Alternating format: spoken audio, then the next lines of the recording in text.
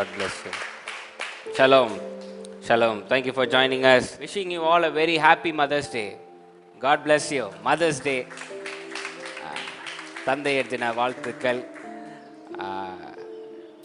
அதாவது உலகத்திலே மிகப்பெரிய சக்தி எதுனா தாய்மை. அதை மிஞ்சின சக்தி வேறு எதுவுமே கிடையாது. உலகம் எங்கும் இருக்கிற தாயார்களுக்கு ஒரு பெரிய சல்யூட், பெரிய தலை வணங்குதல். ஏன்னா நம்ம நினைக்கிறோம் இன்னைக்கு பெண்களாக இருக்கிறது ரொம்ப ஈஸி, என்ன இந்த வேலை தானே செய்கிறாங்க, ரொம்ப கஷ்டங்க, ரொம்ப கஷ்டம். ஆனால் அதுலேயும் தாயாக இருக்கிறது ரொம்ப கஷ்டம். தாயாருடைய ஒரு சிறப்பு என்ன தெரியுமாங்க, தனக்கு இல்லைனாலும் பிள்ளைங்க சாப்பிட்ணுன்னு தான் ப்ரிஃபரன்ஸ் அவங்களுக்கு இருக்கும். எந்த வயசாக இருந்தாலும் தன்னால் உடம்பு முடியலனாலும் தாய் தான் பிள்ளைங்க தான் முதல்ல சாப்பிட்ணுன்னு நினைப்பாங்க. ஆமே, வேதத்தில் அழகான ஒரு வசனம் இருக்குது, புத்தி உள்ள ஸ்திரீ தன் வீட்டை கட்டுகிறாள். அது தாயால் மட்டும்தான் முடியும். அந்த இடத்துல புத்தி உள்ள மனுஷன்னு போட்டிருக்கலாம், ஸ்திரீ தாய் அவங்களால மட்டும்தாங்க வீட்டை கட்ட முடியும். இன்னைக்கு தகப்பன் இல்லாத வீட்டை சமாளிச்சிடலாம், தாய் இல்லாத வீடு சமாளிக்க முடியாது. தாய் மிக சிறப்பான ஒரு காரியம். எல்லா உயிரினங்களும் பிறப்பு படைப்பு எல்லாத்திற்கும் தேவையான ஒரு முக்கியமான காரியம் தாய்மை. அது நம்ம ஆண்களுக்கும் இருக்க வேண்டும். ஆமே, தாய்மை மிக சிறப்புங்க. இன்னைக்கு நமக்கு ஏதாவது ஒரு பிரச்சனைனா நம்ம நண்பர்கள் உற்றார் உறவினர்கிட்ட திரும்புறதை விட எவ்வளோ வயசானாலும் ஃபோன் நம்ம தாயாருக்கு தான். ஏன்னா அவங்க கொடுக்குற தைரியம் மாதிரி வேற எதுவுமே கிடையாதுங்க. பூஸ்ட்டு, காம்ப்ளான், போன்வீட் இதெல்லாம் ஒன்றுமே கிடையாது. ஃபோன் பண்ணி இந்த மாதிரி பிரச்சனைமா அப்படின்னு, அட போயா நீ ஜெயிச்சிருவையா அப்படின்ற ஒரு வார்த்தை போதுங்க, உலகத்தையே திருப்பி போட்டுடலாம். ஆமென். உலகத்தில் பெரிய பெரிய சாதனையாளர்கள் பின்னாடி எப்போவுமே சொல்லுவாங்க ஒரு ஸ்திரீ தான் காரணம் அப்படின்னு. அந்த ஸ்திரீ வேற யாரும் இல்லை, ஒன்று தாய், இன்னொன்று வீட்டுக்கு வாக்கப்பட்டு வந்த இன்னொரு தாய். அவங்க இல்லாமல் மனுஷனால் எதுவும் சாதிக்க முடியாது. ஆமென். அதனால் எல்லா தாயாருக்கும் பெரிய வணக்கங்கள். நீங்கள் மிக சிறப்பான பணியை செய்கிறீங்க. வீட்டிலே இருக்கிறதுனால நீங்கள் ஒன்றும் செய்யலன்னு கிடையாது, உங்களால தான் அந்த குடும்பமே நிலைச்சி நிற்கிது. You are very special. என்னுடைய தாயார் மிகவும் ஸ்பெஷல். லாஸ்ட் 3 years நான் என்ன முடிவு எடுக்கிறேனோ will discuss, shall stand by it. என்னை சரியான கேள்வி கேட்பாங்க, சரியாக இருந்ததுன்னா நீ செய், நான் கூட நிற்கிறேன் அப்படின்வாங்க. இன்னைக்கு தகப்பன் இல்லைனாலும் நல்லா இருக்கிறோம்னா அதுக்கு எங்கள் தாய் மட்டும்தான் காரணம், வேறு யாரும் கிடையாது, வேறு யாரும் கிடையாது. எங்கள் அம்மா சின்ன வயசுலேருந்து அழகாக ஊழியத்துக்கு போயிருக்கலாம், நிறைய மக்களை செஞ்சுருக்கலாம், கூட்டம் நிறைய சேர்த்துருக்கலாம். ஆனால் அதெல்லாம் எங்களை வளர்க்கணும், எங்களை சரியாக கொண்டு வரணுன்ற ஒரே நோக்கத்தில் டிசிப்ளின், கேரக்டர், மேனர்ஸ் இது எல்லாத்தையும் சொல்லி கொடுத்து, அதே சமயம் தகப்பனாரோடைய முக்கியத்துவத்தையும் சொல்லி கொடுத்து, குடும்பத்தோட கஷ்டத்தையும் சொல்லி கொடுத்து, பணத்தோடைய முக்கியத்துவம், அன்பு இது எல்லாவற்றையும் கற்றுக் கொடுத்து எங்களை வளர்த்த தாய் சிறந்தவர்கள். அதனால் நீங்கள் இன்றைக்கி உங்கள் தாயாரெலாம் இருந்தாங்க அப்படின்னா அவசியம் போங்க. கிஃப்ட்டு வாங்க முடியலையா, போய் காலில் விழுந்து நல்ல ஒரு ஆசீர்வாதம் வாங்குங்க. அது மாதிரி கிடைக்காது. கோடி கணக்காக வச்சுருந்தாலும் தாய் காலில் விழுந்து ஆசீர்வாதம் வாங்குறத மாதிரி வேறு எதுவும் சிறப்பே கிடையாது. அதனால் இன்றைக்கி போங்க, தாயார் காலில் நல்ல சாஸ்திரம்.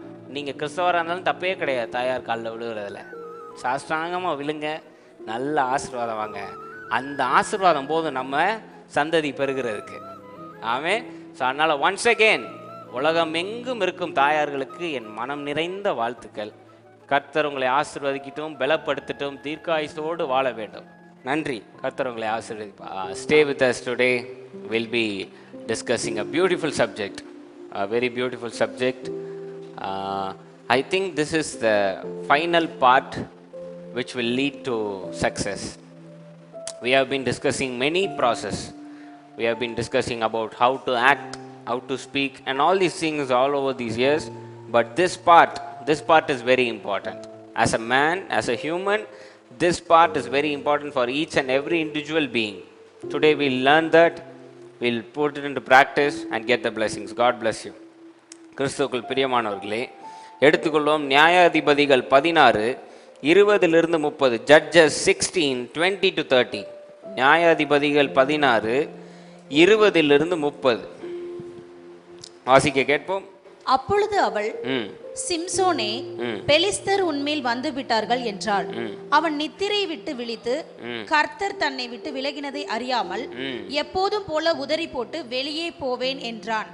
பெலிஸ்தர் அவனை பிடித்து அவன் கண்களை பிடுங்கி அவனை காசாவுக்கு கொண்டு போய் அவனுக்கு 2 வெண்கல விலங்கு போட்டு சிறைச்சாலையிலே மாவரைத்து கொண்டிருக்க வைத்தார்கள். அவன் தலைமயிர் சிரைக்கப்பட்ட பின்பு திரும்பவும் முளைக்க தொடங்கிற்று. பெலிஸ்தரின் பிரபுக்கள் நம்முடைய பகைஞனாகிய சிம்சோனை நம்முடைய தேவன் நம்முடைய கையில் ஒப்பு கொடுத்தார் என்று சொல்லி தங்கள் தேவனாகிய தாகோனுக்கு ஒரு பெரிய பலி செலுத்தவும் சந்தோஷம் கொண்டாடவும் கூடி வந்தார்கள். ஜனங்கள் அவனை கண்டவுடனே நம்முடைய தேசத்தை பாழாக்கி நம்மில் அநேகரை கொன்று போட்ட நம்முடைய பகைஞனை நம்முடைய தேவன் நமது கையில் ஒப்பு கொடுத்தார் என்று சொல்லி தங்கள் தேவனை புகழ்ந்தார்கள். இப்படி அவர்கள் மனமகிழ்ச்சியாய் இருக்கும்போது நமக்கு முன்பாக வேடிக்கை காட்டும்படிக்கு சிம்சோனை கூட்டிக் கொண்டு வாருங்கள் என்றார்கள். அப்பொழுது சிம்சோனை சிறைச்சாலையிலிருந்து கூட்டிக் கொண்டு வந்தார்கள். அவர்களுக்கு முன்பாக வேடிக்கை காட்டினான். அவனை தூண்களுக்கு நடுவே நிறுத்தினார்கள். சிம்சோன் தனக்கு கைலாக கொடுத்து நடத்துகிற பிள்ளையாண்டானுடனே வீட்டை தாங்குகிற தூண்களிலே நான் சாய்ந்து கொண்டிருக்கும்படி அவைகளை நான் தடவி பார்க்கட்டும் என்றான். அந்த வீடு புருஷராலும் ஸ்திரீகளாலும் நிறைந்திருந்தது.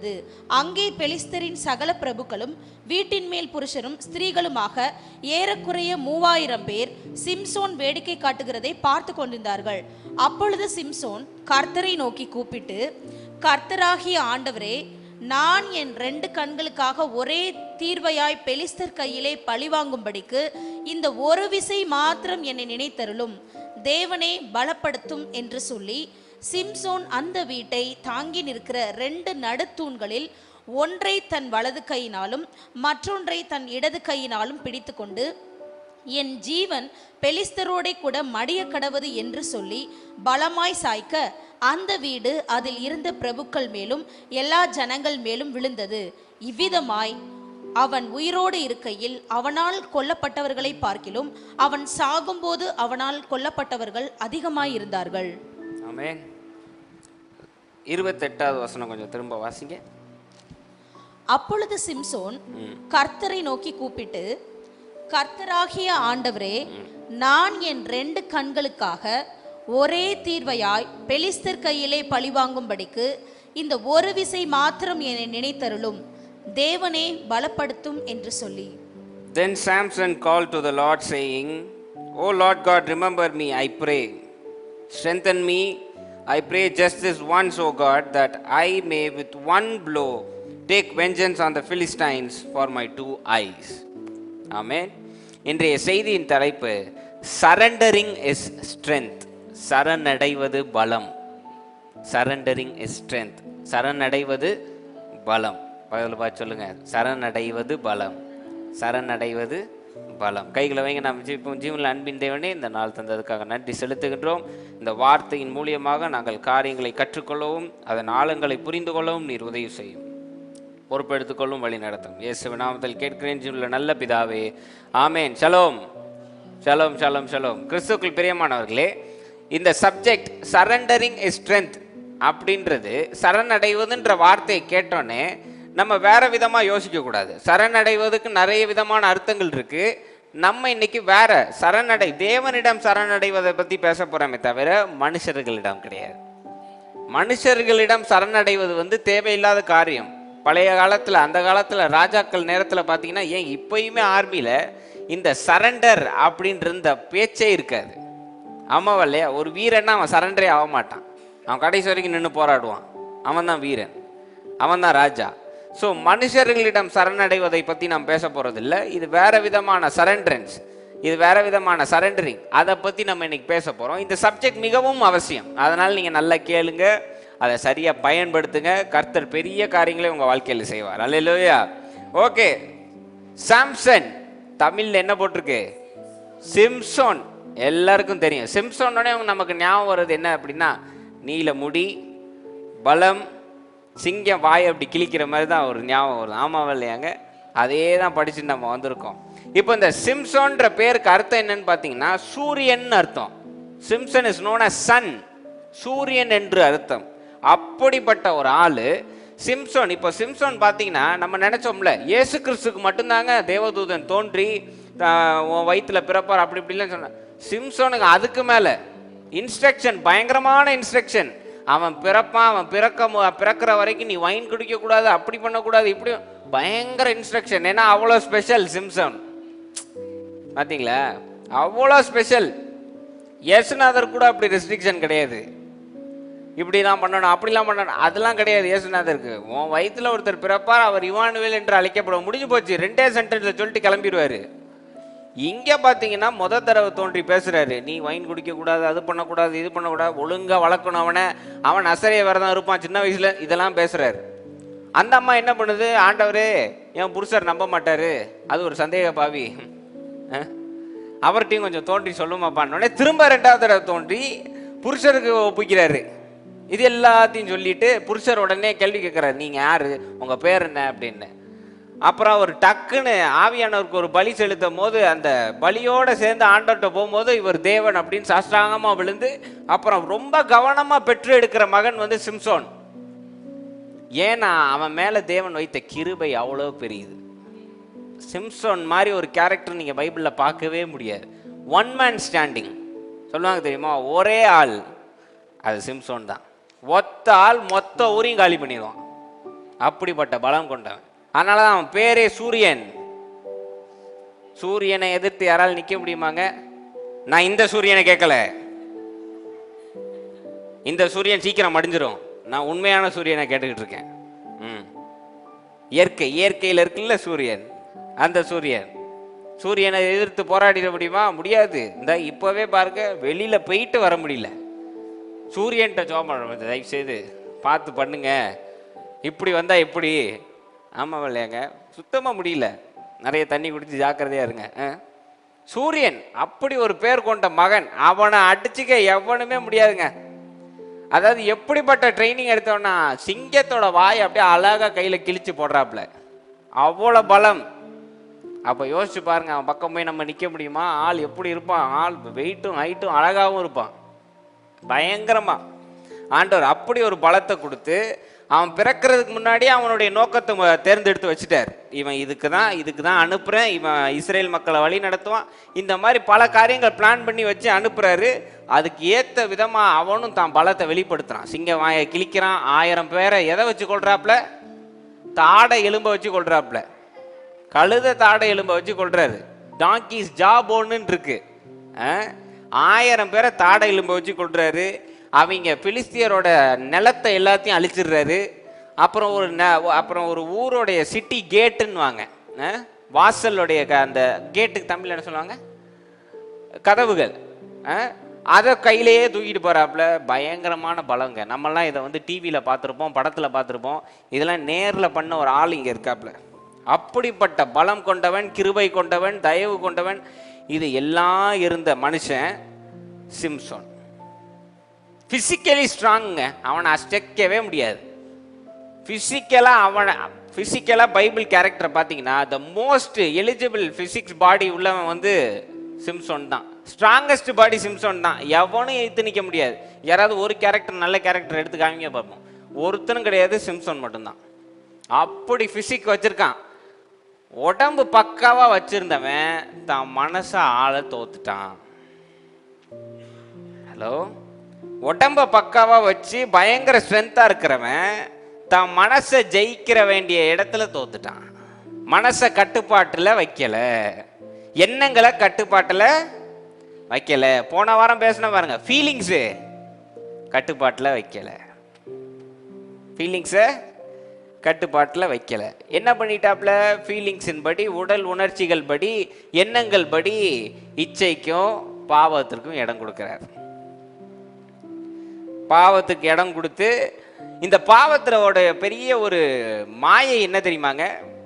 பாவம் நம்மளுடைய ஸ்ட்ரென்த், நம்மளுடைய வீக்னஸ் என்னன்னு அழகா நம்ம வாயிலிருந்தே வாங்கிடும், போட்டு வாங்கும். ஹலோ, நான் சொல்றது புரியுதா? தேவனுடைய ஒரு பெரிய கட்டளை என்னன்னா, உங்களுக்கு ஒரு வரம் கொடுக்கப்படுதுன்னா அதை பற்றி யார்ட்டையும் பேசக்கூடாதுன்றது தான் தேவனுடைய பெரிய கட்டளை. ஒத்துக்கிறீங்களா நீங்கள்? 2வது, உங்கள் வீக்னஸை யார்ட்டையும் சொல்லக்கூடாதுன்னு சொல்லுவாங்க, ஆமாவா இல்லையா? நம்ம அதை தான் ஊருக்கே சொல்லிக்கிட்டு இருக்கோம். நமக்கு இப்போது வீட்டுக்கு போய் எப்படி சிஸ்டர் இருக்கீங்க அப்படின்னு கேட்டு சரி என்ன பண்ணிட்டு இருக்கீங்க அப்படின்னா, என்னமோ ஆக்ஸ்போர்ட் யூனிவர்சிட்டியில் போய் டிகிரி வாங்கின மாதிரி எனக்கு சுகர், தைராய்டு இதெல்லாம் இருக்கு பாஸ்டர், அதை ஏங்க சிரிச்சுட்டே சொல்றீங்க? அதெல்லாம் இருக்கக்கூடாதுங்க. இன்னைக்கு அது வந்து ஒரு பெரிய டிகிரி, அதாவது டாக்டர் பட்ட மாதிரி. சுகர், அதெல்லாம் சுகர் தைராய்டு அந்த டீ கடையில் சொல்லும் போது பார்க்கணுமே, அவ்வளோ ஒரு சந்தோஷம். சக்கரை கம்மியா, அதில் என்னங்க சந்தோஷம்? உங்களுக்கு உடல் வியாதி இருக்கு, அதில் சிரிக்கக்கூடாது, சோகமாக இருக்கணும். நம்ம வீக்னஸை சொல்லக்கூடாது அப்படின்னா நம்ம ஊருக்கே அதை தான் பரப்பிக்கிட்டு இருக்கோம். செய்யக்கூடாதுங்க அதை.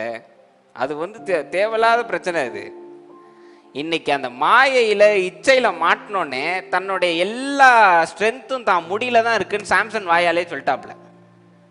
அவங்களா கண்டுபிடிக்கல, இவர் வாயே உளறிடுச்சு, இவர் வாயே எல்லாத்தையும் கொட்டிருச்சு. ஒரு 2 பேர் நம்மள்ட்ட நல்லா அப்படியா சிஸ்டர், அப்படிங்களா பிரதர்னு பேசின உடனே நம்ம உள்ள சீக்ரெட் எல்லாத்தையும் ஓப்பன் பண்ணிடுவோம். தெரியுமா? செஞ்சிருக்கீங்களா இல்லையா? என்ன ஜோயல், நீ நிறைய செஞ்சிருக்கியா?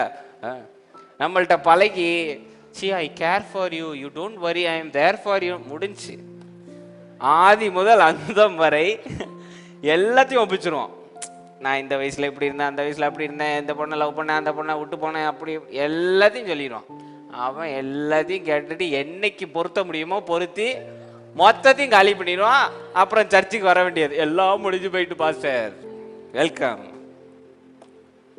செய்யக்கூடாது. Never tell your secrets. என்னைக்குமே யாருக்கு உங்க சீக்ரெட் தெரியணும்? தேவனுக்கு தெரியணும். அது வாயை திறந்து பலபலன்னு பேசினாதான் தெரியணும்னு இல்லை. கண்ணை மூடிட்டு அமைதி, ஆண்டவரே இதெல்லாம் நான் செஞ்சுருக்கேன், நீ மன்னிச்சிரு, அவ்வளோதானே. அதனால தான் ஆர்சியில் ஒரு பழக்கம் இருக்குது. பாவம் மன்னிப்பு எப்படி போய் செய்யணும்? ஃபாதர் காதில் ஓதிட்டு ஓடி வந்துடணும். ஃபாதரும் மறந்துடுவார். ஆமாவா இல்லையா? இது நல்ல பழக்கம். கரெக்டாங்க. ஃபாதர் மட்டும்தான் இருப்பார். ஃபாதருக்கு நடுவுலையுமே உனக்கு என்ன இருக்கும்? தடுப்பு இருக்கும். கண் பார்த்து குற்ற மனசாட்சி வந்துடக்கூடாது, ஒரு மாதிரி ஆயிடக்கூடாது அப்படின்னு தடுப்பு ஒன்று இருக்கும். அங்கே அந்த கொசுவலை மாதிரி ஒரு கம்பி ஒன்று இருக்கும். அதில் உட்காந்து நம்ம பாவத்தெல்லாம் நம்ம சொல்லணும். ஆமாவா இல்லையாங்க? ஆமாவா இல்லையா? அதை செய்யணும். அது ஒரு அருமையான பழக்கம். அங்கேயே முடிஞ்சு போயிடும். அது ஃபாதரும் மறந்துடுவாரு, அவருக்கு இது கவலையே கிடையாது. டொனேஷன் வச்சா முடிஞ்சு போ, ஃபர்கிவ். அவங்க பழக்கம் அது அப்படி தான் செய்யணும்னு அவங்களுடைய ப்ரோட்டோக்கால். அது அவ்வளோதான். நம்ம இங்கே ஊருக்கே தம்பனை அடிக்கக்கூடாது. இந்த வயசில் இந்த பாவம் செஞ்சேன், அந்த வயசில் அந்த, இது பெருமையாங்க?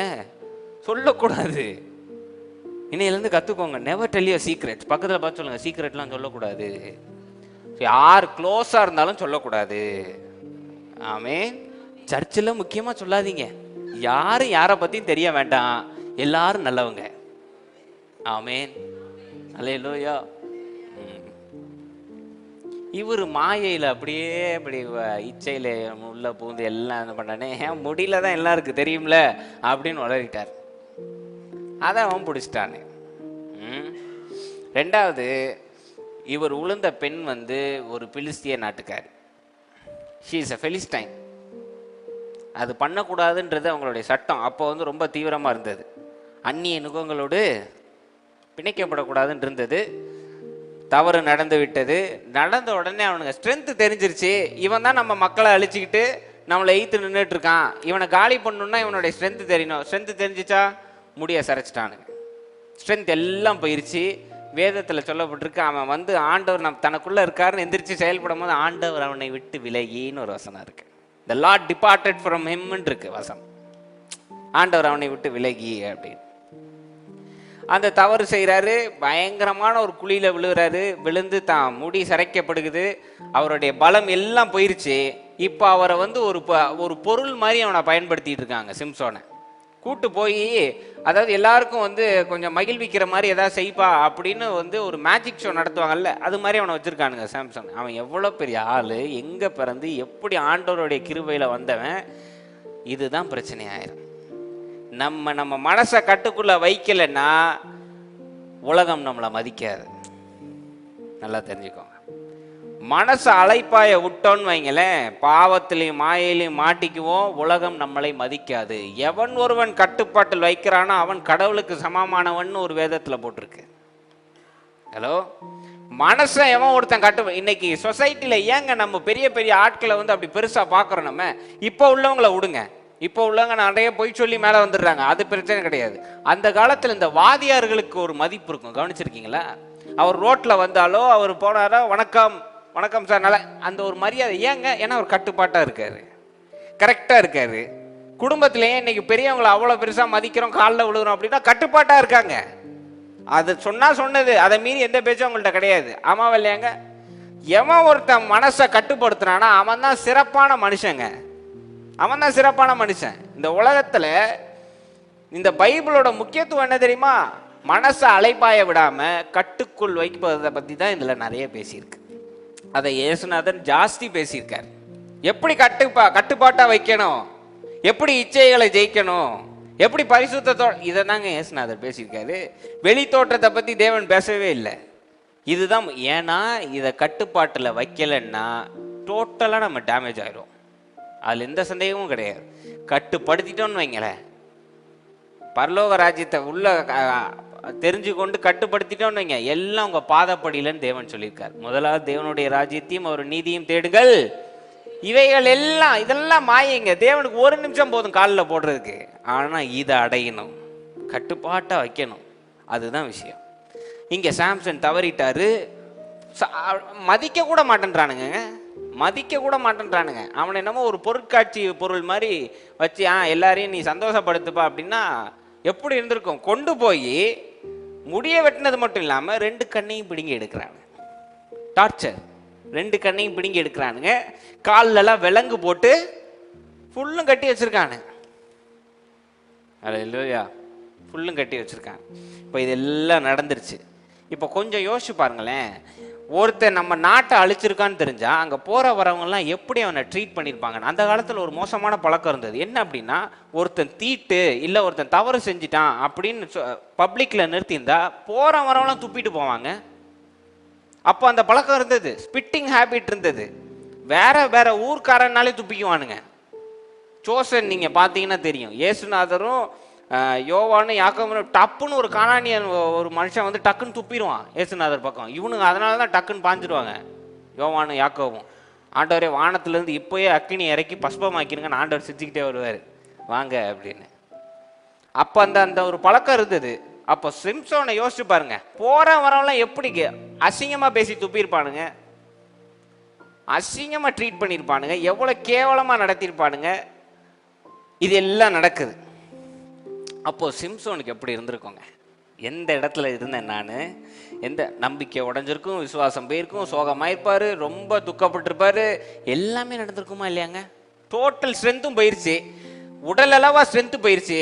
இப்போ இவனுங்க எல்லாம் பண்ணுறதை பார்த்தா மனசளவு ஸ்ட்ரென்த்து போயிருமா இல்லையாங்க? இன்னைக்கு உடல் ஸ்ட்ரென்த்தை கூட நல்லா சிக்கனு புரோட்டீன்னு சாப்பிட்டு உடம்பை ஏற்றிடலாம். ஒரே ஒரு வார்த்தையில் ஒரு ஆளை கொண்டுடலாங்க. ரொம்ப ஈஸி, ரொம்ப ஈஸி. ஒரு வார்த்தை போதும். இன்னைக்கு நம்மளாம் நினைக்கிறோம் உடல் பலம் நல்ல சாப்பாடுல இருக்கு, நல்ல சொற்கள்ல இருக்கு. தெரிஞ்சுக்கோங்க, நல்ல சொற்கள்ல இருக்கு. உங்களுக்கு தீர்க்காயுஸ் வேணும்னா சரியான சொற்களை தேர்ந்தெடுக்க வேண்டும்னு கொரிந்தியர்ல இருக்கு, தெசலோனிக்கர்ல இருக்கு, இது எல்லாமே இருக்கு. அதனாலதான் அத்தனை இடத்துல சாலமன் எழுதின அத்தனை இடத்துலயும் என்ன சொல்றாருன்னா, நாவை கட்டுப்படுத்து, சரியா பேசு, சிந்தித்து செயல்படு, இதெல்லாம் பேசிக்கிட்டே வர்றார் சாலமன். இன்னைக்கு இவ்வளோ பெரிய பாடி நம்ம வச்சிருக்கோன்றது பெருசு கிடையாது. மனசை உடைக்கிற மாதிரி ஒரு 4 சொல் போனால் போதும், முடிஞ்சு போச்சு. அதே சமயம் ரொம்ப ஒல்லியா சின்ன பையனா இருக்கணும்னு ஒரு 4 விசுவாசம் பேசினா அவன் கோலியாத்தை அடிச்சு சாதனை படைக்கிறத செஞ்சும் காமிச்சிருக்காரு தேவன். வார்த்தைக்கு எவ்வளோ வல்லமை இருக்குங்க. போன வாரம் தான் நம்ம படித்தோம், பிறவியிலிருந்து ஊனம், வார்த்தை போய் செயல்பட்டோடனே நம்பின உடனே கணுக்களுக்கெல்லாம் எல்லா ஸ்ட்ரென்த்தும் நடந்தானா இல்லையாங்க? ஆமாவா இல்லையா? அதான் வார்த்தை. அப்போ எப்படி இருந்திருக்கும் சிம்சோனுக்கு? உடல் பலம் போயிருச்சு, மனசளவில் கொஞ்சம் நம்பிக்கை இருக்குன்னு பார்த்தா நம்பிக்கையும் போச்சுங்க. ஏன்னா தேவன் தன்னை விட்டு போயிட்டாருன்னு அவனுக்கு தெரிஞ்சு போச்சு. அவனுங்க அந்த பேச்சு பேசுறானுங்க, போறான் வரவெல்லாம் துப்புறான். எப்படி இருந்திருக்கும்? நம்பிக்கை, விசுவாசம் எல்லாம் போயிருச்சு. சில சமயம் வாழ்க்கையில் நம்மளுமே இந்த மாதிரி ஒரு இடத்துக்கு தள்ளப்படுறோம். ஆமாவா இல்லையா? யாருடைய உதவி நமக்கு இருக்காது, நம்மளாலேயும் செய்ய முடியாது, நம்மளுடைய பலமும் நம்மளை விட்டு போயிருக்கோம், மனசில் விசுவாசமும் போயிருக்கோம், எதுவும் இல்லாமல் ஆப்சல்யூட் நத்திங்னு ஒரு ஸ்டேஜுக்கு நம்ம வந்திருக்கோம். ஆமாவா இல்லையா? எத்தனை பேர் இந்த இடத்துக்கு வந்திருக்கீங்க? ஆமாம், கண்டிப்பாக ஏதாவது ஒரு இடத்துல அப்படியே ஒரு தனிமைக்கு நம்ம போயிடும். எதை பற்றியும் பேச மாட்டோம், ஜெபம் பண்ண கூட வார்த்தை வராது.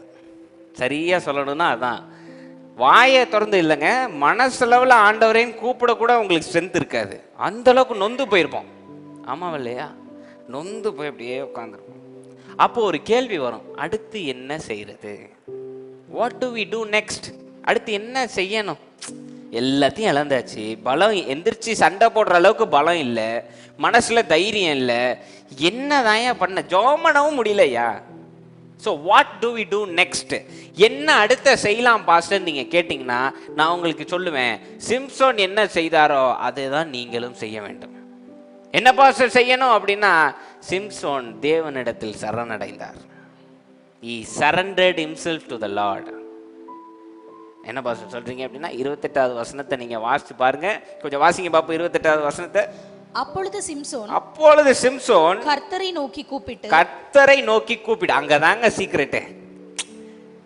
கொஞ்சம் என்ன பாருங்க, சிம்சோனோட இப்போ நிலைமை என்ன தெரியுமாங்க? சிம்சோனுக்கு ஒரே ஒரு ஆப்ஷன், இவங்கனால டார்ச்சர் செய்யப்பட்டு கொல்லப்படுறது தான் ஆப்ஷன். மரணம் ஒன்று தான் ஆப்ஷனுங்க, வேற ஆப்ஷனே கிடையாது. ஆனால் அது ஒன்று தான் ஆப்ஷன். ஃபுல் ஸ்டாப் போட போறான்ற இடத்துல சிம்சோன் கமா போடுற மாதிரி ஒரு காரியம் பண்றாரு. என்னன்னா, தேவனை நோக்கி கூப்பிட்டு. தொடர்ந்து வாசிங்க. கர்த்தராகிய ஆண்டவரே, நான் என் 2 கண்களுக்காக ஒரே தீர்வையாய் பெலிஸ்தர் கையிலே பழிவாங்கும்படிக்கு இந்த ஒரு விசை மாத்திரம் என்னை நினைத்தருளும். இந்த ஒரு விசை மாத்திரம், இது அதிகாரம் கிடையாது. ஆண்டவரே நீங்க தந்துதான் ஆகணுன்றது வேற. இந்த ஒரு விசை மாத்திரம், இதுதான் சரணடைவது. தொடர்ந்து சொல்ல வாசிங்க. தேவனே பலப்படுத்தும் என்று சொன்னான். பலப்படுத்தும் என்று, just this once strengthen me அப்படின்னு அவன் ரெக்வஸ்ட் வைக்கிறான். ஆண்டவர் பாதத்தில் சரணடைகிறான். இந்த பேசின 4 வசனங்களுக்கு என்ன தெரியுமாங்க இன்னொரு அர்த்தம்? என்னால் எதுவும் முடியாதுப்பா, உண்மையே நான் நம்பியிருக்கேன், உன் பாதத்தில் என்னை அர்ப்பணிக்கிறேன், இந்த ஒரு விஷயம் என் மூலியமாக நீர் வேலை செய்யும். அதானங்க, அதான் அங்கே கொடுக்கப்பட்டிருக்கு. சரண்டர். கொஞ்சம் இப்போ என்னை பாருங்க, சரண்டர். இந்த சரணடைவதுன்ற வார்த்தை கிறிஸ்டியன் சொசைட்டியில் ரொம்ப தப்பாக பயன்படுத்திட்டு இருக்காங்க. ஹலோ, ரொம்ப தப்பாக சரணடைவதுன்னா இவங்க என்ன திரும்ப நினச்சிட்டாங்க, உடனே கிறிஸ்தவத்துக்குள்ளே வந்தோடனே ஆண்டவர் எல்லாத்தையும், நீங்கள் என்னங்க படிக்க போறீங்கன்னா ஆண்டவர்கிட்ட கேட்டிருக்கேன். என்னங்க இது பேர் சரணடைவதா? இது சரண்டரா? அப்படி சொல்ல வேண்டியது. அப்புறம் பிடிச்ச ஊரில் பிடிச்ச டிகிரி எடுத்துட்டு ஆண்டவர் இதை சொன்னார்னு சொல்றாரு. இது என்ன விதமான சரண்டரன்ஸு சொல்லுங்க? சரணடைவது அப்படின்னு உடனே இவங்க என்ன பண்ணிடுறாங்க, எஸ்திரமா உங்களை கிடையாது, நான் வெளியில பேசுறேன், நீங்க இதை பத்தி கவலைப்படாது. சரணடைவதுன்னு ட்ரெஸ்ஸை சரண்டர் பண்ணிடுறாங்க ஆண்டவர்கிட்ட, நகையை சரண்டர் பண்ணிடுறாங்க ஆண்டவர்கிட்ட. ஆண்டவர் இது ரெண்டையும் வச்சு என்ன பண்ணுவாரு? ஆண்டவர்கிட்ட இல்லாத ட்ரெஸ்ஸா இல்லை நகையா? ஹலோ, இந்த வெள்ளங்கியை கொண்டு வந்ததே யாருங்க? வெள்ளங்கி தரித்தவராய், அந்த வசனத்தை தானே அண்டர்லைன் பண்றீங்க. இந்த வெள்ளங்கியை கொண்டு வந்தது யாரு? தேவனுங்க. அவருக்கே நீங்க சொல்லி கொடுக்குறீங்களா, ஆண்டவரே கொஞ்சம் இந்த வெள்ளை ட்ரெஸ் சரணடைங்க. அவர்கிட்ட இல்லாத வெள்ளை ட்ரெஸ்ஸா? அவர்கிட்ட இல்லாத நகையா? பொண்ணும் வெளியும் இருக்கான் அவர்கிட்ட. பரலோகத்துல ரோடுலாம் தங்கமா இருக்கான். பரலோகத்தோடைய அந்த அது என்ன சொல்லுவாங்க, வாசல் இருக்குல்ல, அந்த கதவுகள் எல்லாம் படிச்சு பார்த்துருக்கீங்களா? விதவிதமான ரத்தன கற்கள் பொறிக்கப்பட்டிருக்குன்னு. காம்பவுண்ட் வாலுக்கு யாராவது விதவிதமான ரத்தன கற்கள், அப்படிப்பட்ட பணக்காரருங்க. அவர்கிட்ட போய் நீங்க உங்க 4 பவுனை சரணடைஞ்சா அவருக்கு என்ன 4 பவுனை வச்சு மோதிரம் போட்டா வருவாரு. இவங்க நகையை சரண்டர் பண்ணுவாங்க, துணியை சரண்டர் பண்ணுவாங்க. ஆண்டவரே நீர் எல்லாவற்றையும் பார்த்துக்கொள்ளணும்னு வாயால் ஒரு சரண்டர் பண்ணுவாங்க. இதை எல்லாத்தையும் இவங்களே செஞ்சுட்டு கேட்டால் ஆண்டவர் எல்லாத்தையும் செஞ்சுட்டான்றாங்க. சரண்டரன்ஸ்னா என்ன அப்படின்னா, இப்போ உங்களுக்கு ஒரு பிரச்சனை இருக்குது, அலெக்சாண்டர் அங்கிளுக்கு ஒரு பிரச்சனை இருக்குது, அங்கிள் சரண்டர் பண்ண முடிவு பண்ணுறாருன்னா என்ன தெரியுமாங்க பண்ணணும்? அந்த பிரச்சனை, அதுக்கான தீர்வு, அதுக்கான செய்கைகள், இது மொத்தத்தையும் ஆண்டவர் கையில் ஒப்படைச்சிடணும்.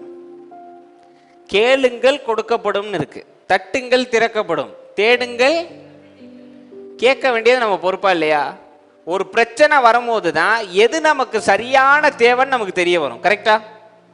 இப்போ பிரச்சனை அலெக்சாண்டர் அங்கிளுக்கு வந்துருச்சு. அந்த பிரச்சனை மூலமா அலெக்சாண்டர் அங்கிளுக்கு என்ன தெரியுதுன்னா, இதுதான் சரியான தேவை அப்படின்னு கிளாரிட்டி கிடைச்சிருது. உடனே வசனத்தின்படி என்ன செய்யறார் அலெக்சாண்டர் அங்கிள்? கேட்கிறார், ஆண்டவரே இது எனக்கு செய்ய வேண்டும். கேட்டாரா? கேட்டதை விட எப்படி நடக்கும், ஏது நடக்கும், என்னைக்கு நடக்கும், இதெல்லாம் ஆண்டவர் கையில சரண்டர் பண்ணணும். சரண்டர் பண்ணிட்டாருன்னு வைங்க, அவர் நமக்காக யுத்தம் பண்ணுவார், நாம் சும்மா இருப்போம். சரியா? இப்போ அலெக்சாண்டர் அங்கிள் இதெல்லாம் விட்டுட்டு நம்ம இப்போ கிறிஸ்தவ சொசைட்டி படி எப்படி தெரியுமா சரண்டரன்ஸ் நடக்குது? ஆண்டவரே நீங்க செஞ்சு கொடுங்க, நான் ஒரு 10 பேருக்கு சாப்பாடு போடுறேன். ஆண்டவரே செஞ்சு கொடுங்க, வேளாண் முட்டிலே போயிடுறேன், முட்டிக்கிட்டே போறேன் நான். இது சரண்டரன்ஸ் கிடையாதுங்க.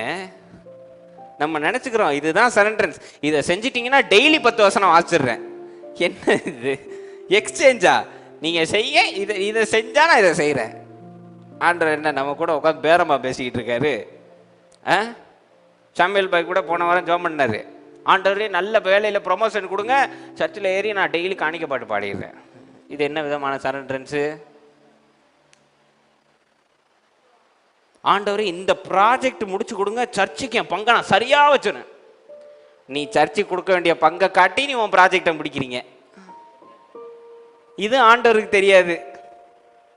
அதாவது ஆண்டவர், நீங்கெல்லாம் ஆண்டவர் உங்களை மாதிரி நினச்சிக்கிட்டு இருக்கீங்க. அதாவது நம்ம சொல்றது கேட்டு அப்படின்னு கையெழுத்து போட்டுறாரு.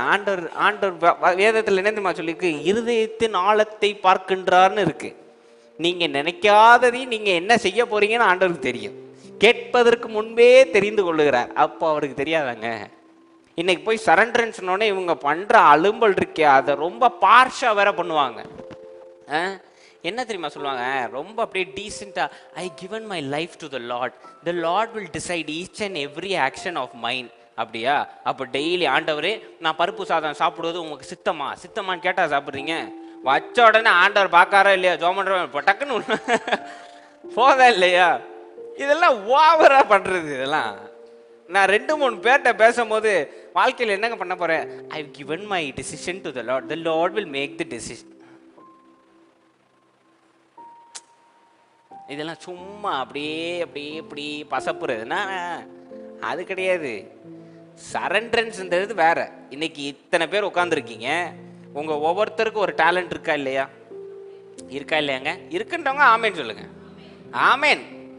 ஜோயலுக்கு பாடுற டேலண்ட் இருக்கு, சாமுவேல் பாய்க்கு எல்லாத்தையும் ஆர்கனைஸ் பண்ற டேலண்ட் இருக்கு, நான்சிக்கு பியூட்டிஷியன் டேலண்ட் இருக்கு, பயன்படுத்த மாட்டேன்றாங்க. யாரோ ஒருத்தர் சொன்னாருன்னு சொல்லி பயன்படுத்தல, நான் சொல்றேன்னு சொல்லி ஆரம்பிக்க மாட்டேன்றாங்க. கவனிச்சுக்குவோம். அப்புறமா வினோத்தனனுக்கு சிஎம் ஆகிறதுக்கு டேலண்ட் இருக்கு. ஒவ்வொருத்தருக்கும் ஒரு இளங்கோனனுக்கு டிரைவிங் டேலண்ட் இருக்கு, ஒவ்வொருத்தருக்கும் ஒன்று இருக்குங்க. இப்போ சாமுவேல் பாய்க்கு இருக்கிற டேலண்ட் என்கிட்ட கம்மியா இருக்கும், ஆமாவா இல்லையா? ஜோயல்கிட்ட இருக்கிறது என்கிட்ட கம்மியா இருக்கும், என்கிட்ட இருக்கிறது இவங்க 2 பேர்ட்டையும் கம்மியா இருக்கும், ஆமாவா இல்லையாங்க? இன்னைக்கு எத்தனை கோடி மக்கள் தான், ஒவ்வொருத்தனுக்கும் ஒரு டேலண்ட் இருக்குங்க, ஒவ்வொருத்தனுக்கும் ஒரு டேலண்ட் இருக்கு. அதை கண்டுபிடிச்சி அதன் கனியை நீ சாப்பிடு, கைகளின் பிரயாசத்தை சாப்பிடு அப்படி வசனம் கொடுத்துருக்காருங்க. இப்போ நம்ம வேலை என்ன தெரியுமாங்க? டேலண்ட்டை கண்டுபிடிச்சி அதன் வழியா போயிட்டு இருக்கும் போது ஏதாவது பிரச்சனை வந்தா இது என் தேவை ஆண்டவரேன்ட்டு வழியை சரண்டர் பண்றது தான் வேலை. இன்னைக்கு சாம்சன் அதை தான், சிம்சன் அதான் பண்றாரு பாருங்க. அவன் தெளிவா சொல்லிட்டான், வார்த்தையை மாத்தி கேட்டிருக்கலாம், இவங்களை மட்டும் கொண்டுட்டு நீ காப்பாத்திருங்கன்னா ஆண்டவர் காப்பாத்திருப்பார். அதையும் கவனிக்கணும். பேசும்போதே சரியா பேசணும். ஆண்டவரே என் பிள்ளை கல்யாணம் முடிச்சோடனே நீ எடுத்துருங்கன்னா முடிச்சிருவாரு. இதுக்கு ஆதாரம் இதுதான். என் பிள்ளை கல்யாணம் பார்த்தா மட்டும் போதும் ஆண்டவரேன்னா, பார்த்தா அடுத்த நாள் காலையிலே ஆண்டவர் டிக்கெட் போட்டுருவாரு, டிபார்ச்சர் டிக்கெட்டு. அப்புறம் பாஸ்டர் வந்து தலைகீழ நின்னாலும் வேலைக்கு ஆகாது, கூடி நின்று அந்நிய பாஷை பேசினாலும் ஆகாது. நல்லா தெரிஞ்சுக்கோங்க. சும்மா உடனே கிணத்தைக்கு கோப்பலாண்டு வந்தால் சரியா, அதெல்லாம் ஆகாது. எவ்வளோ பெரிய கொம்பம் வந்தாலும் வேலைக்கு ஆகாது. நீங்கள் சரியாக பேசணும். பேசும் போதே சரியா பேசணும். தாயார்கள்லாம் இருக்கீங்க, வயசான தாயார்கள்லாம் இருக்கீங்க, தயவுசெய்து கிறிஸ்மஸ்க்கோ நியூ இயர்க்கோ பேர பிள்ளைங்களுக்கு ஆசீர்வாதம் பண்ணும் போது என்ன சொல்லி ஆசீர்வதிக்கணும்? உன் பிள்ளைகளின் பிள்ளைகளை நான் காண்பேன். அது நல்ல வார்த்தை. அடுத்த வருஷம் இருக்கணும் இல்லையான்னு தெரியலன்னா ஆண்டவர் முடிவு எடுத்துருவார். ஜாக்கிரதையாக இருக்கணும். இங்கே அவன் கேட்கும் போதே சிம்சன் தெளிவாக கேட்டிருக்கலாம். ஆனால் அவன் கிளியராக என்ன சொல்கிறான்னா, என் 2 கண்ணை எடுத்துட்டானுங்க ஆண்டவரே, நான் பழி வாங்கணும், எனக்கு நீ ஸ்ட்ரென்த்தை கொடுங்க. தெளிவாக சொல்கிறான். இவனுங்க மடியும் போது நானும் மடிஞ்சிடுறேன். தான் ஸ்டேட்மெண்ட் என்ன வேணும் கேட்கணும், கேளுங்கள் தரப்ப கேட்குறான். கரெக்டாக பக்காவாக ரெக்வஸ்ட் வச்சுட்டான். இதை செய்யணும் ஆண்டவரே அப்படின்னு வச்சுட்டான். வழியை அவர் கையில் கொடுத்துட்டான். புரியுதாங்க? வழியை அவர் கையில் சரண்டர் பண்ணிட்டான். எப்படி நடக்கும் ஏது நடக்கும் எப்படி அந்த பிளானெல்லாம் அவன் போடவே இல்லை. இது எனக்கு வேணும், அது அவன் கேட்டுட்டான். ஆண்டவர் கையில் கொடுத்துட்டு அமைதியாக நின்றுட்டே இருக்கான். ஆண்டவர் செயல்படட்டும். அல்லேலூயா. இதுதான் சரண்டரன்ஸ். வாயால் பேசுவது சரண்டர். இன்னைக்கு எத்தனை பேர் நம்ம ஜெபத்தில் வந்து ஆண்டவரே எல்லாவற்றையும் உன் கையில் ஒப்பு கொடுக்குறேன், இன்னைக்கு சர்ச்சில் வந்து பாடுறேன், எல்லாத்தையும் உங்கள் கையில் ஒப்பு கொடுத்துட்றேன், எல்லாத்தையும் பார்த்துங்க. வெளியில் போனோன்னே அப்புறம் கணக்கு போடுறீங்க. ஆட்டோவில் போகிற வழியெல்லாம் கணக்கு தான். 1 லட்சத்தை வாங்கி அங்கே சேர்த்து இதை வாங்கி இங்கே கொடுத்து அதை ஒப்பு கொடுத்துட்டீங்களா இல்லையா? சரி, இப்படி வச்சுக்கலாம். நான்சி அக்கா ஒரு நிலத்தை என்கிட்ட கொடுக்குறாங்க, என்கிட்ட சரண்டர் பண்ணிட்டாங்கங்க. இனி அந்த நிலத்தில் பிரச்சனை நடந்தால் நான்சி அக்கா பொறுப்பா ஏன் பொறுப்பா? நான் தான் பொறுப்பு, நான் தான் பார்த்துக்கணும். ஏன்னா என்கிட்ட லேண்டை சரண்டர் பண்ணிட்டாங்க, என் பொறுப்பு தானேங்க.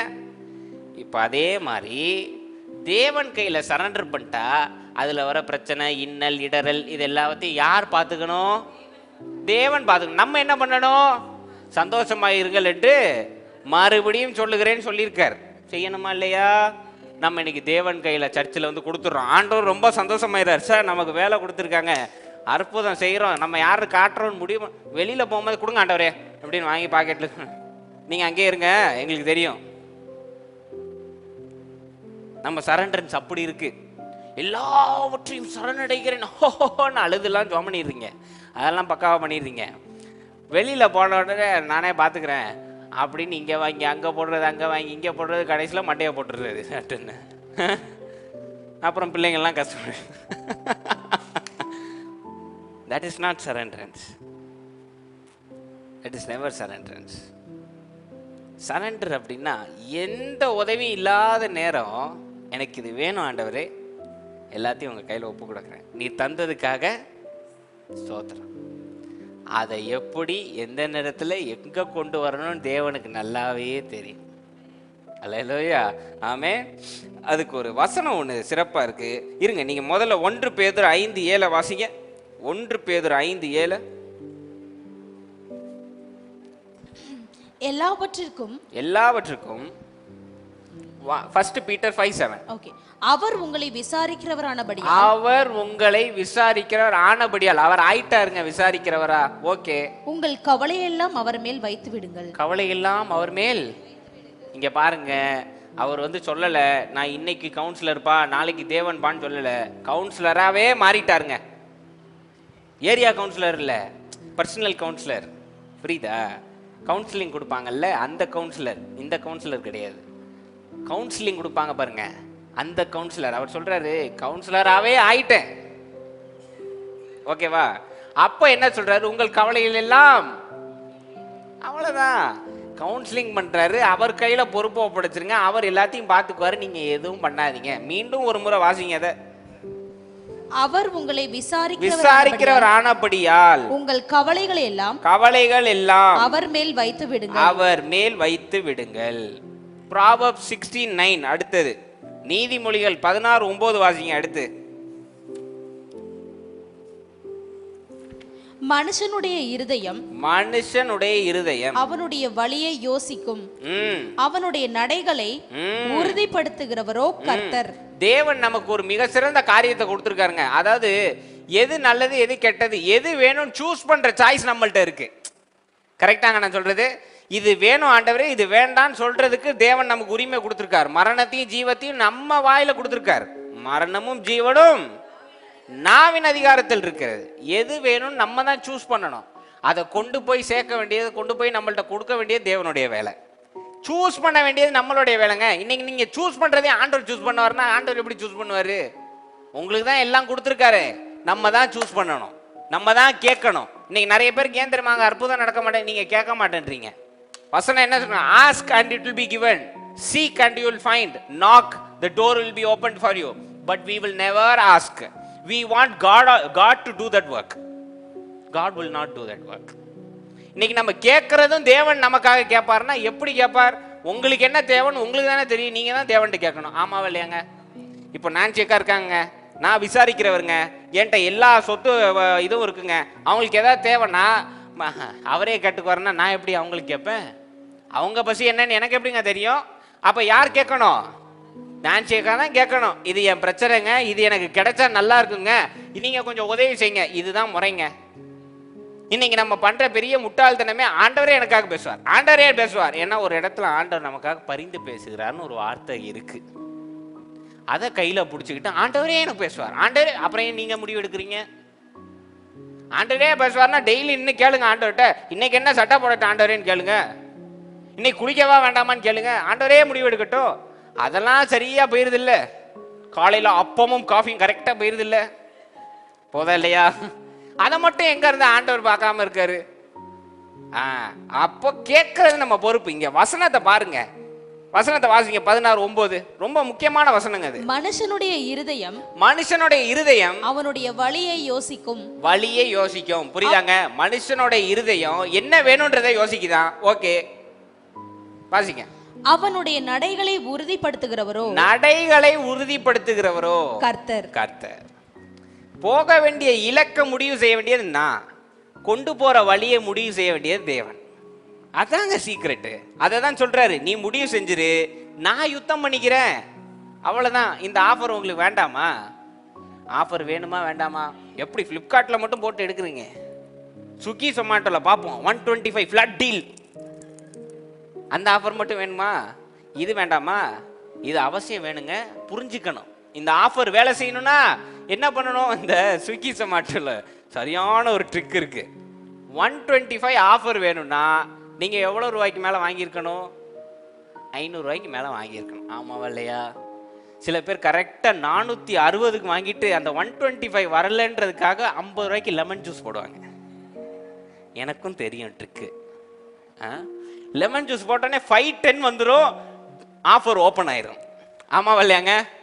பண்ணிருந்தா ஆமேன்னு சொல்லிருங்க. 510 வந்தோடனே ஆஃபர் ஓப்பன் ஆயிரும். அது மாதிரி இங்க தேவன் வேலை செய்யணும், தேவன் யுத்தம் பண்ணணும்னா ஆஃபர் என்ன தெரியுமா? நீங்க கேட்கணும், கேட்டுட்டீங்கன்னா ஓப்பன் ஆயிரும். ஆஃபர் டப்புன்னு ஓப்பன் ஆயிரும். ஆண்டவரே இது எனக்கு வேணும், இது எனக்கு தேவைப்படுது, நீங்க தந்ததுக்காக நன்றி. முடிச்சுட்டு எப்படி வரும், ஏது வரும், யார் பண்ணுவா, அதெல்லாம் அந்த அவர் கையில கொடுத்துட்டா வழிகளை கர்த்தர் தேர்ந்தெடுத்துடுவார். எப்படி சேர்க்கணும், போற வழியில எவ்வளவு பாடம் சொல்லி கொடுக்கணும், நீங்க கேட்ட காரியத்துக்கும் போற வழியிலேயே தகுதிப்படுத்திடுவார். அதுதான் தேவன் செய்யற வேலை. சரியா நான் சொல்றது? இதுதான் சரண்டர்ஸ்ங்க. சரண்டர்னா என்ன அப்படின்னா, என்ன பிரச்சனையா இருந்தாலும் முதல்ல கேட்கணும், ரெண்டாவது சரணடைஞ்சிடணும், இது எல்லாத்தையும் நீங்களே பார்த்துக்கங்கன்னு, மூணாவது ரிலாக்ஸ் பண்ணணும். இதுதான் சீக்ரெட். மூணாவது பாட்டு பாடணும், நன்றி பாடலாக பாடணும், சோக பாட்டு பாடக்கூடாது, வருமானு தெரியலையே அப்படிலாம் பாடக்கூடாது. அப்படி பாட்டு இல்லை, நானா சொல்கிறேன் சும்மா. ஏன் நீங்கள் சோகமாக என்ன தெரியுமா பாடுவீங்க? விண்ணப்பத்தை கேட்பவர் ஆண்டவர், அதை கேட்கல, ஜாலியாக பாடுங்க. வெற்றி கோடி பீடித்திடுவோம் நாம் வீரநடை நடந்திடும். இந்த பாட்டு பாடு, நன்றியால் தூதி பாடு பாடுங்க. சோகமாக பாடக்கூடாது. சோகமாக பாடினா நடக்கா இல்லையான்னு நீங்கள் சந்தேகப்படுறதுக்கு சமம். ஆமாவா இல்லையாங்க? இன்னைக்கு என்கிட்ட நான்சி அக்கா சரண் அடைச்சிட்டாங்க, நீங்கள் எல்லாத்தையும் பார்த்துக்கங்கன்னு, அப்புறம் டெய்லி என்கிட்ட வந்து நீங்கள் முடிச்சிருங்களான்னு கேட்டால் எனக்கு என்ன வரும்? சிரிப்பா வரும். இந்த இந்தியாவில் இப்போ நிறைய பேர் கிளம்பியிருக்காங்களே, சமாதானம் பேசணும், நான் உட்காந்து சமாதானமாக பேசுவேன், பத்திட்டு கோவம் வரும். என்னால் செய்ய முடியும்னு தெரியும், அதனால தான் நீங்கள் என்கிட்ட கேட்குறீங்க. அதுக்கப்புறம் டெய்லி வந்து செஞ்சுறீங்களான்னு கேட்டால் கோவம் வருமா வராதா? வருமா வராதாங்க? இன்னைக்கு நம்ம சாம்பேல் பாய்க்கு கல்யாணம் முடிவாயிருச்சு. அவ்வளோ தடங்கள். கல்யாணம் முடிவாயிருச்சு. அவர் அதுக்கேற்ற மாதிரியே வேஷ்டி சட்டையில் வந்திருக்காப்புல. உள்குத்து என்னன்னு எங்களுக்கு தான் தெரியும். என்ன மெர்சன்? சாம்பல் பாய் வேஷ்டி சட்டையோட உள்குத்து என்னன்னு எங்களுக்கு தான் தெரியும், வேற ஒன்றும் இல்லை. இப்போ வந்திருக்காப்புல அப்படி. இப்போ அவர் கல்யாணத்துக்கு பிரியாணி முடிவு பண்ணுறோம். நம்ம பாய்கிட்ட சொல்கிறோம், பாய்கிட்ட சரண்டர் பண்ணிடுறோம். பாய் பிரியாணி பக்கா வந்து இறங்கணும், பாய் ஃபர்ஸ்ட் கிளாஸ் பிரியாணி ஃபீர்னியோட வந்து இறங்கணும் முடிவு பண்ணியாச்சு. ஓகே வாங்க, கல்யாணத்துக்கு இன்னும் 1 மாதம் இருக்குது. நான் இப்போ இந்த 1 மாதம் டெய்லி காலையில் 8 மணிக்கு அடிச்சு, பாய் ஒழுங்காக செஞ்சுறீங்களா? பாய் பாய் பாய் என்ன பண்ணுவார்? பாய் 5ஆவது நாள் பாய் அப்படின்றார். உன் கல்யாண ஆர்டரே எனக்கு வேண்டாம். உனக்கு என்ன வேணும்? பிரியாணி வேணும், தால்சா தயிர் வெங்காயம் சிக்கன் ஃபீர்னி வேணும், அவ்வளோதானே? அவ்வளோதானேங்க. சரண்டர் பண்ணிட்டு இல்லை, 8 மணிக்கு பிரியாணி அங்கே தேக்ஸாவில் கொண்டு வந்து நாங்கள் இறக்கிடுவோம், அவ்வளோதான். அதை எப்படி செய்கிறோம், எங்கே வெங்காயம் வாங்கணும், எங்கே கறி, அதெல்லாம் பாய் பார்த்துக்குவார். நம்ம என்ன பண்ணணும்? விட்டுட்டு அமைதியாக இருக்கோமா இல்லையா? ஆமாமா இல்லையாங்க? இதை தாங்க தேவன்னு சொல்கிறாரு. அவர் பாய், நம்ம இங்கேருந்து என்ன வேணும்னு சொல்லிட்டா எப்படி கொண்டு வந்து சேர்க்கணும்னு அவருக்கு தெரியும். நம்ம இங்கே உட்காந்து அவருக்கு இன்ஸ்ட்ரக்ஷன் போடக்கூடாது. ஹோட்டல் போய் சாப்பிட்ருக்கீங்களா? என்னங்க உண்மையை ஒத்துக்கணுங்க. நேற்று எத்தனை பேர் சாப்பிட்டீங்க? சரி. ஹோட்டல் போய் உட்காந்து நான் பன்னீர் பட்டர் மசாலா சொல்லிட்டீங்க, சர்வர் போயிட்டாப்ல, கரெக்டாக வந்துருதா இல்லையா? அதை எப்படி செய்கிறான் ஏது செய்கிறான்னு கூட இருந்து பார்க்குறீங்களா? கிடையாது. சொல்லி முடிச்சுட்டு எப்படி உட்காந்துருக்கீங்க? பராக்கு பார்த்துக்கிட்டே இவெல்லாம் உருப்படவே மாட்டான், மூஞ்சி முகரையும் பாரு. ஆமாம் இல்லையா? இதில் ஒரு ஜெபம் வேற பண்ணிக்குவோம். போய் உட்காந்து ஆர்டர் பண்ணி முடித்தோன்னே, ஆண்டவரே நான் சாப்பிட்டு முடிக்கிற வரைக்கும் பாஸ்டரோ சர்ச்சில் இருந்து யாரும் வந்துடக்கூடாது. ஓ சோத்ரா.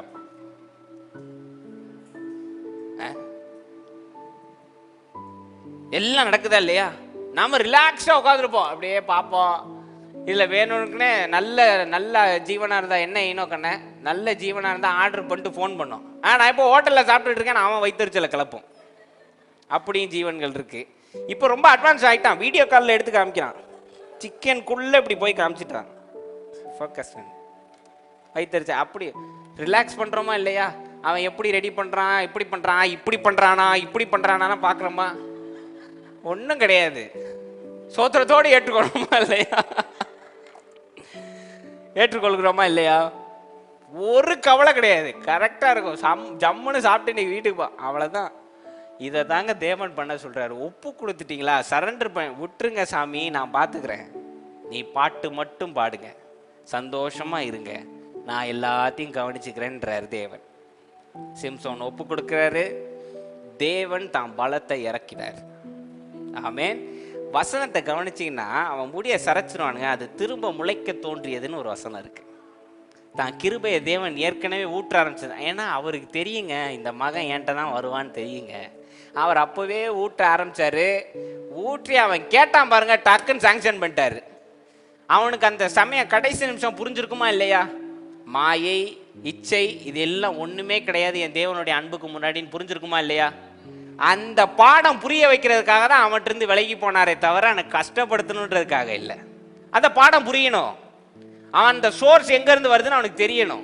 யார் பெரியவர்னு அவனுக்கு தெரியணும். உலகத்தில் இருக்கிறவனை காட்டிலும் அவனுக்குள்ளே இருக்கிறவர் பெரியவர்னு அவனுக்கு புரிய வைக்கணும். புரிய வைக்கிறதுக்காக விலகிறாரு. அவன் புரிகிறான், தேவன்கிட்ட சரணடைகிறான். சரணடைஞ்சவனோட பலத்தை கொடுக்குறாரு. மொத்த 3000 பேரையும் காலி பண்ணி, ஹிஸ்ட்ரியிலேயே ஒருத்த மட்டும்தாங்க 3000 பேரை ஒத்தால காலி பண்ணார். சிம்சோன் மட்டும்தாங்க மொத்த பேரையும் தரமட்டமாக்கிட்டான். இன்னைக்கு உங்க பிரச்சனைகளை மொத்தமும் தரமட்டமாக்கணும்னா நீங்க தேவன் கையில் ஒப்பு கொடுத்தா போதும், அவர் எல்லாவற்றையும் பார்த்துக்கொள்வார், எல்லாத்தையும் பார்த்துக்குவார். ஆமென்.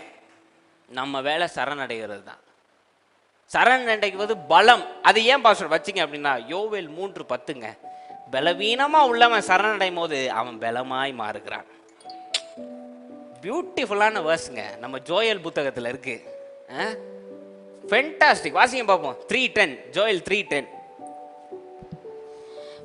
உங்கள் மண்வெட்டிகளை பட்டயங்களாகவும் உங்கள் அரிவாள்களை ஈட்டிகளாகவும் அடியுங்கள். பலவீனன் தன்னை பலவான் என்று சொல்வானாக. பலவான் என்று சொல்வானாக.